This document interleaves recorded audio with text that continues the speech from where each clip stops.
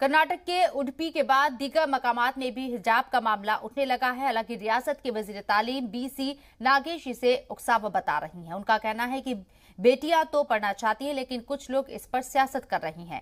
दरअसल कर्नाटक के उडुपी में एक सरकारी कॉलेज की 6 तालिबात को हिजाब पहनने की वजह से क्लास में दाखिल होने से रोक दिया गया।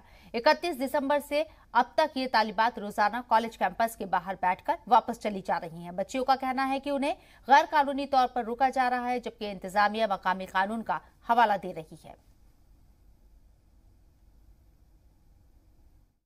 This is not the incident created by the students.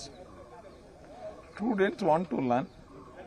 They want to follow whatever the rules put by the committee, and they have followed also. But within 15 days, what made them to?